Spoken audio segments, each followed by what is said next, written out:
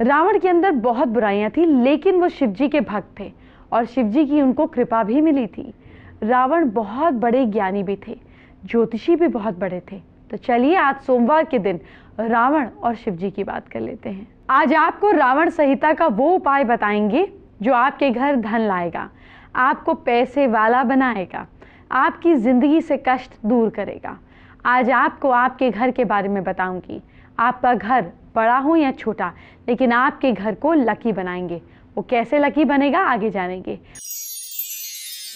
आइए बात करते हैं आज के पहले महा उपाय की। क्या आप चाहते हैं कि आपके घर में लक्ष्मी जी का स्थायी वास हो? ऐसे में एक लोहे के बर्तन में जल, चीनी, दूध और घी मिला लें। इसे पीपल के पेड़ की छाया के नीचे खड़े होकर पीपल की पेड़ की जड़ में डालें।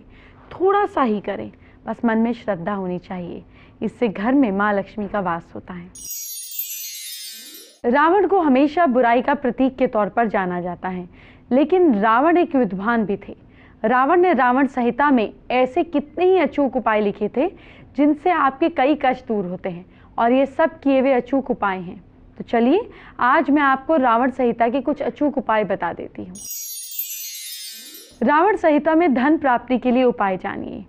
किसी भी शुभ मुहूर्त में या किसी भी शुभ दिन सुबह जल्दी उठें। इसके बाद फ्रेश होकर किसी शांत और अकेली जगह पर वट वृक्ष के नीचे चमड़े का आसन बिछाएं।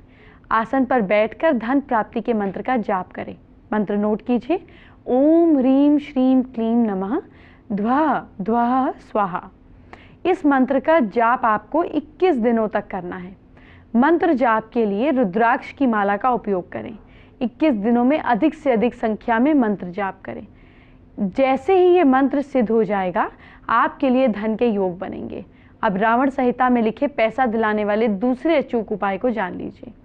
ये उपाय 40 दिनों तक किया जाना चाहिए। इसे आप अपने घर पर ही कर सकते हैं। इसके अनुसार धन प्राप्ति का मंत्र का जाप करना है। रोज 108 बार। मंत्र नोट कीजिए। ओम सरस्वती ईश्वरी भगवती माता क्राम क्रीम क्लीम श्रीम श्रीम मम धनम देहि फट स्वाहा। इस मंत्र का जाप नियमित रूप से करने पर कुछ ही दिनों में महालक्ष्मी की कृपा प्राप्त हो जाएगी और आपके धन में आ रही रुकावटें दूर होने लगेंगी। इस उपाय से आपके घर में महालक्ष्मी की कृपा बरसने लगेगी। अभी आपको रावण के कुछ महा उपाय बताए हैं, बहुत से बाकी हैं, आगे बताऊंगी। अभी एक और जानकारी। रावण संहिता में रावण ने बहुत से उपाय लिखे। आप उनको कीजिए और फिर फर्क देखिए। आपको क्या करना है, कैसे करना है, वो जानिए। अगर आप 10 दिशाओं से यानी कि सब तरफों से पैसा प्राप्त करना चाहते हैं तो आपको ये उपाय करना है। रात में विधि विधान से महालक्ष्मी का पूजन करें। पूजन के बाद सो जाएं। सुबह जल्दी उठें। नींद से जागने के बाद पलंग से उतरे नहीं, बल्कि यहाँ दिए गए जो मंत्र आपको बता रहे हैं इसका जाप करें। मंत्र है ओम नमो भगवती पद्म पद्मावी ओम ह्रीम ओम ओम पूर्वाय दक्षिणाय उत्तराय आशपूर्याय सर्वजन वश्य कुरु कुरु स्वाहा। मंत्र जाप करने के बाद 10 दिशाओं में 10 बार फूंक मारें। 8 दिशाएं तो आप समझ ही गए होंगे। North, north east, east, south east, south, south west, west, north west और फिर जैसे नॉर्थ। ये 8 दिशाएं हो गई। एक बार ऊपर, एक बार नीचे, 10 दिशाओं में आपको फूंक मारना है। इस उपाय से करने से साधक को चार तरफ से 10 दिशाओं से पैसा प्राप्त होता है। अगर आप देवताओं के कोष देखने वाले कुबेर की कृपा चाहते हैं और बहुत सारी संपत्ति चाहते हैं तो ये उपाय करें। उपाय के अनुसार आपको यहाँ जो आपको मैं उपाय बताने जा रही हूँ उसका जाप 3 महीने तक करना है। रोज मंत्र का जाप केवल 108 बार करना है। मंत्र है ओम यक्षाय कुबेराय वैश्रवाणाय धन धन्याधिपत्ते धन धान्य समृद्धि में देहि दापय स्वाहा। मंत्र जाप करते समय अपने पास धन लक्ष्मी कौड़ी रखें। जब 3 महीने हो जाएं तो ये कौड़ी आपको अपनी तिजोरी में या जहां आप पैसा रखते हैं वहां पर रखें। इस उपाय से जीवन भर आपको पैसों की कमी नहीं होगी। अगर आपको ऐसा लगता है कि किसी स्थान पर पैसा छिपा हुआ है और आप वह धन प्राप्त करना चाहते हैं तो ये उपाय करें। अगर आप धन के अलावा और भी उपाय करना चाहते हैं, जैसे समाज में, घर में आपकी सब तरफ नाम हो, ऑफिस में लोगों को आकर्षित करना चाहते हो, तो आपको क्या करना है? बिलपत्र और बिजौरा नींबू लेकर उसे बकरी के दूध में मिलाकर पीस लें। इसके बाद इससे तिलक लगाएं। ऐसा करने पर आपका आकर्षण बढ़ता है। अपामार के बीज को बकरी के दूध में मिलाकर पीस लें, लेप बना लें। इस लेप का तिलक लगाने से भी आकर्षण काफ़ी बढ़ जाता है। सभी लोग आपका कहा भी मानना शुरू कर देंगे। रावण संहिता के कुछ और उपाय सुनिए। सफ़ेद आकड़े के फूल को छाया में सुखा लें। इसके बाद कपिला गाय यानी कि सफ़ेद गाय के दूध में मिलाकर इसे पीस लें। इसका तिलक लगाएं। ऐसा करने पर समाज में आपकी साख बढ़ेगी, परिवार वाले आपकी बात सुनना शुरू करेंगे। रावण संहिता में भी दूर्वा घास को चमत्कारी माना गया है। इसका प्रयोग कई तरह से उपायों में किया जाता है। कोई सफ़ेद दूर्वा को सफ़ेद गाय के दूध के साथ पीस लें। इसका तिलक लगाएं। ये किसी भी काम में असफल नहीं होने देता। दूसरे महाउपाय को जानने का टाइम आ गया है। क्या पति पत्नी के बीच झगड़ा इतना बढ़ गया है जो कोर्ट तक जहाँ पहुँचा है? किसी तरह से समझौते का कोई आसार नहीं दिख रहा। आप भगवान गणेश की उपासना करें। गणेश जी को लड्डू चढ़ाएं। गणेश जी को प्रसन्न होकर आपकी मनोकामना अवश्य पूर्ण करनी पड़ेगी। पति पत्नी के बीच आपसी मतभेद दूर करने के लिए अपना पलंग पूर्व की दिशा में लगाएं। चाहे अलग अलग रह रहे हों तब भी पलंग पूर्व दिशा में ही रखें। इससे पति पत्नी के रिलेशनशिप में चेंज आएगा। शिव जी को प्रसन्न करने के लिए रावण ने शिव तांडव स्तोत्र की रचना की थी और इसी स्तोत्र से महादेव प्रसन्न हुए। आइए आपको बताती हूँ क्या है शिव तांडव स्तोत्र और इससे कैसे प्रसन्न होते हैं शिव शंकर। शिव की स्तुति के लिए रचा गया ये स्तोत्र जिसे रावण ने गाया था, आज भी रावण स्तोत्र या शिव तांडव स्तोत्र के नाम से जाना जाता है। शिव पूजा के आखिर में शिव तांडव स्तोत्र का प्रदोष समय में गान करने से, पढ़ने से लक्ष्मी स्थिर रहती है। भगवान शिव की आराधना उपासना के लिए रचे गए सभी स्तोत्रों में शिव तांडव स्तोत्र भगवान शिव को सबसे ज़्यादा प्रिय है। ऐसी मान्यता है और माना जाता है कि शिव तांडव स्तोत्र का पाठ करने से कभी भी धन संपत्ति की कमी नहीं होती, साथ ही आपकी इज्जत बढ़ती है, चेहरा तेजस्वी बनता है, आत्मविश्वास बढ़ता है। शिव तांडव स्तोत्र का रोज पाठ करने से शिव जी मनोकामना पूरी कर देते हैं। शिव जी की कृपा से वो आसानी से पूरी हो जाती है। साथ ही ऐसा भी माना जाता है कि इस स्तोत्र से रोजाना पाठ करने से बोली सुधरती है, डांस, आर्ट, राइटिंग, योग, समाधि में परफेक्ट होते हैं। इतना ही नहीं, शनि को काल माना जाता है जबकि शिव महाकाल है, इसलिए शनि से पीड़ित तो शिव तांडव स्तोत्र का पाठ जरूर करें।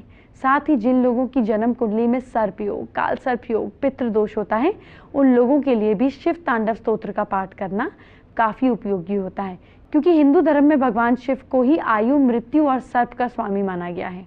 एक और जरूरी बात, शिव तांडव स्तोत्र पढ़ना आसान बिल्कुल नहीं है, इसीलिए शुरुआत में किसी पुरोहित या संस्कृत के विद्वान की मदद लीजिए, या आप YouTube पे सुन भी सकते हैं। जब आप खुद से समझ पाएं तो पढ़ लीजिएगा।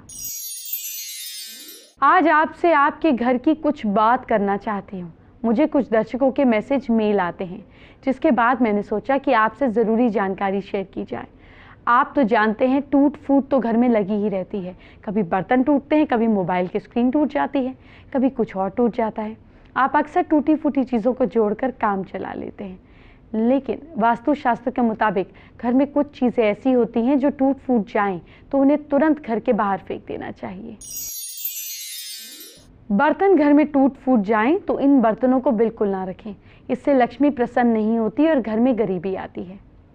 दर्पण, टूटा हुआ दर्पण रखना वास्तु के अनुसार एक बड़ा दोष है। इस दोष के कारण घर में नकारात्मक ऊर्जा सक्रिय रहती है। पलंग वैवाहिक जीवन में सुख शांति के लिए जरूरी है। जिन पति पत्नियों का पलंग टूटा हुआ है वो बिल्कुल नहीं होना चाहिए। घड़ी खराब घर में नहीं रखना चाहिए। ऐसा माना जाता है कि घड़ियों की हालत से परिवार की उन्नति जुड़ी होती है। तस्वीर घर में टूटी फूटी कभी भी ना रखें, उसे तुरंत हटा दें। दरवाज़ा, घर का मेन गेट या कोई भी गेट टूट जाए तो आप उसे तुरंत ठीक करवा लें। दरवाजे में टूटा फूटा होना अशुभ माना जाता है। फर्नीचर, घर का फर्नीचर एकदम सही हालत में होना चाहिए। वास्तु के अनुसार फर्नीचर का टूट फूट होना भी बुरा असर हमारे जीवन पर डालता है। घर की बात हो और वास्तु की बात ना हो, ऐसा कभी हुआ है? तो चलिए आपको फटाफट कुछ वास्तु टिप्स दिए देती हूँ। आपके घर में वास्तु के हिसाब से बदलाव करके देखिए। ये वास्तु बड़े कमाल की चीज़ है। फायदा ज़रूर होता है। घर के एक मेंबर कम से कम किचन की ईस्ट डायरेक्शन में जूट के मैट पर, जूट का मैट नीचे ज़मीन पर बिछाना है, उस पर बैठकर खाएं। इसके लिए घर के मेंबर्स जो हैं वो अलग अलग दिन चूज़ कर सकते हैं। इससे घर में चोरी होने से बचाव होगा और इनकम भी बढ़ेगी। बच्चे के स्टडी टेबल के साउथ ईस्ट कॉर्नर में घी का दिया जलाएं, पढ़ाई में कंसंट्रेशन बढ़ेगी।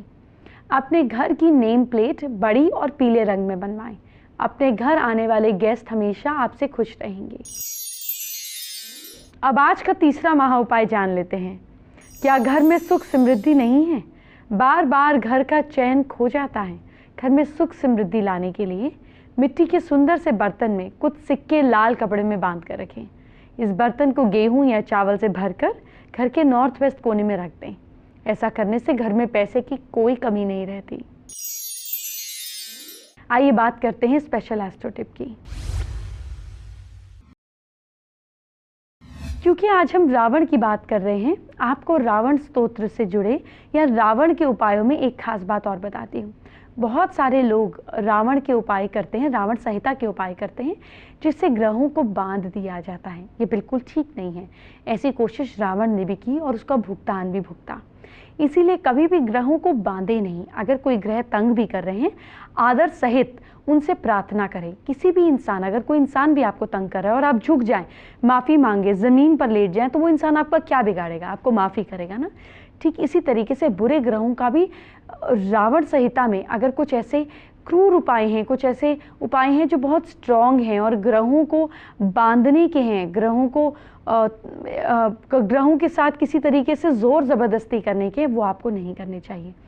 किसी भी ग्रह का पाठ कभी नुकसान नहीं देता। किसी भी नेगेटिव ग्रह का, नेगेटिव मतलब जो ग्रह जिसको हम बोलते हैं क्रूर होते हैं, क्रूर भी तभी होते हैं जब आपने ऐसे कर्म किए होते हैं, जैसे शनि, राहु, केतु। इन ग्रहों की कवच का पाठ करने पर आपका पूरी तरह से रक्षा होता है। इसीलिए कुछ भी समझ में ना आए और लगे ये प्लैनेट तंग कर रहे हैं, तो उसका रक्षा कवच कीजिए। हमारी एक फेसबुक पर व्यूअर सुजाता ने हमारे साथ अपनी प्रॉब्लम शेयर की है। उन्हें नींद में बुरे बुरे सपने आते हैं, जिससे वो काफ़ी परेशान हैं। इसका उपाय जानना चाहती हैं। सुजाता, आपको बहुत बुरे बुरे सपने आते हैं, तो आप एक काम कीजिए, एक छोटा सा किरपान गुरुद्वारों में मिलता है, उसके ऊपर कवर होता है। तो चाकू नहीं रखना है आपको, ऐसा नाइफ रखना है जो कवर के अंदर हो। आइडियली इतना सा किरपान ले लीजिए, ये शार्प भी नहीं होना चाहिए। इसे अपने पिलो के पास रखिए, पिलो के नीचे रखिए, बुरे सपने नहीं आएंगे। अब आज का चौथा महा उपाय क्या है, ये जानिए। क्या कोई पुरानी बीमारी है जो ठीक होने का नाम ही नहीं ले रही? गोमती चक्र को लेकर एक चांदी की तार में पिरोएं और पलंग के सिरहाने बांध दें, लेकिन डॉक्टर का इलाज ज़रूर जारी रखें। इलाज से कोई छेड़छाड़ ना करें। एंटरटेनमेंट की बात बाद में, पहले आपके कल फ्यूचर की बात। क्या करना है कल अपनी राशि के हिसाब से मुझसे जानिए। मेष राशि के लोग दिन में खूब पानी पिएं। भाग्य साथ दे रहा है आपका 64%। वृश्चिक राशि के लोग कंधों का ध्यान रखिए। किस्मत साथ दे रही है आपका 58%। मिथुन राशि के लोग फालतू की चीज़ें ना खरीदें। भाग्य साथ दे रहा है आपका 64%। कर्क राशि के लोग बड़ों को सम्मान दें।